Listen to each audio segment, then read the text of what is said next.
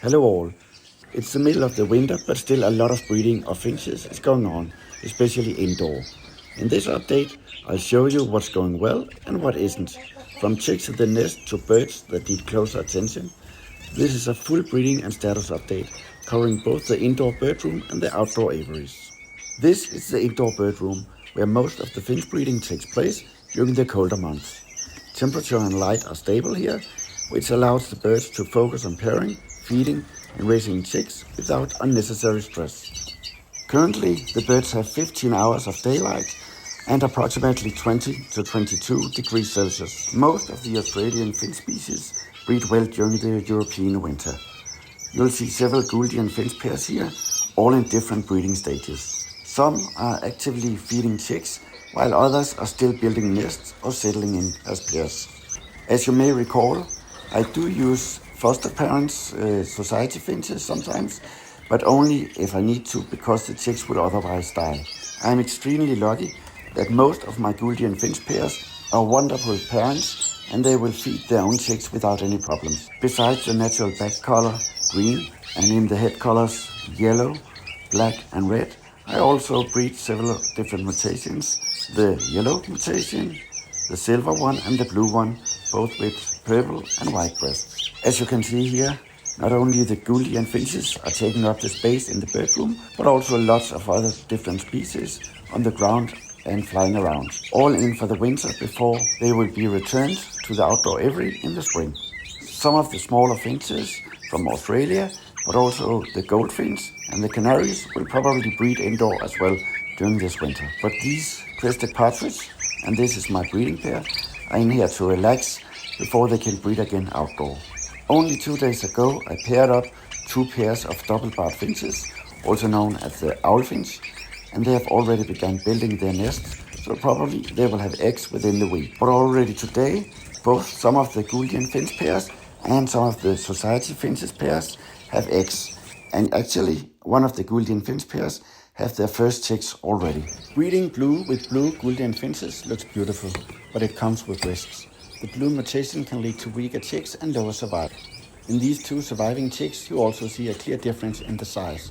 And that's why when breeding with blue mutations, and especially the white-breasted, it's very important that you cross in some of the normal colored birds, or you use some birds that split, i.e. that they have the mutations for blue and white-breasted, but they don't show it.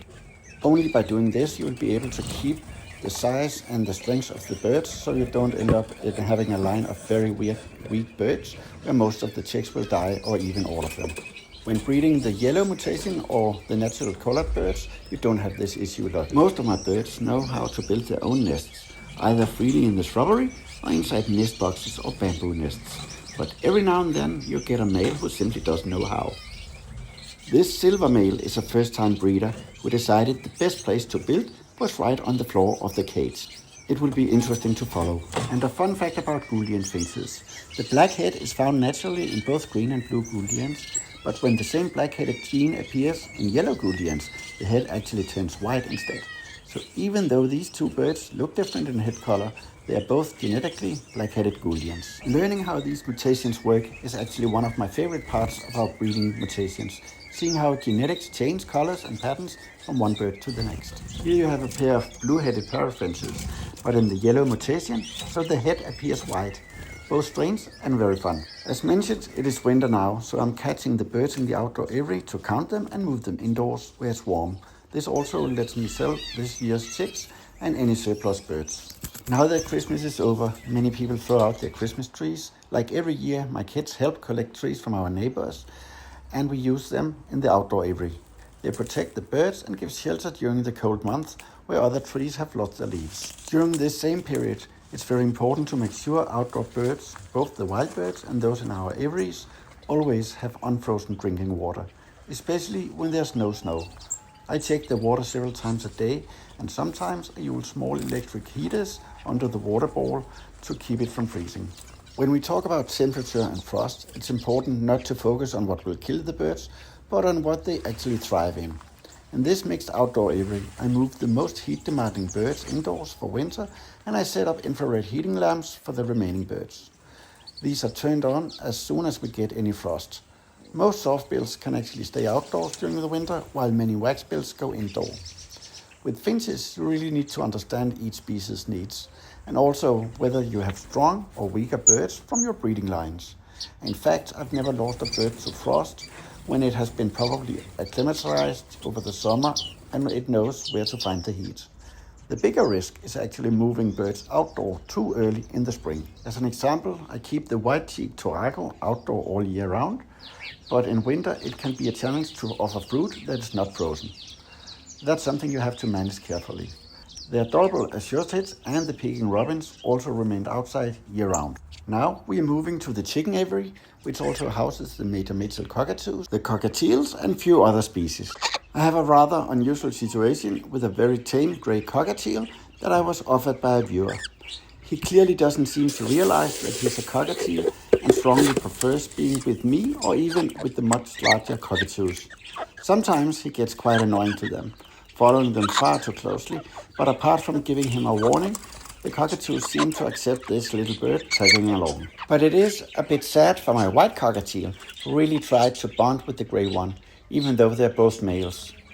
This is sometimes what you see when a very tame bird loses parts of their natural behavior.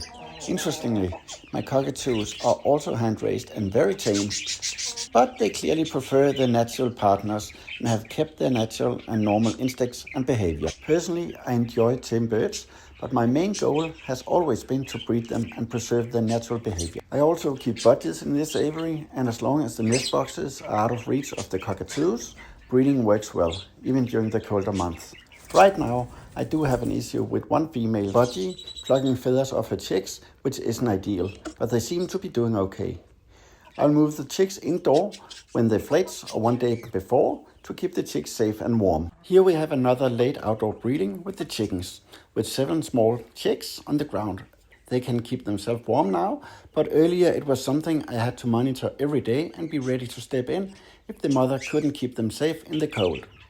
Outdoor breeding during winter does happen, but it often goes wrong. Either the parents can't provide enough heat for the eggs or the chicks during the frost, or the chicks will die simply from cold shortly after fledging. For that reason, I never encourage or assist breeding once temperatures drop below 5 to 10 degrees Celsius. Short daylight hours are also an issue in these times. Funny enough, the rabbits are completely different. When not breeding, they have no issues at all with shorter daylight hours or colder temperatures and stay active and comfortable throughout the winter.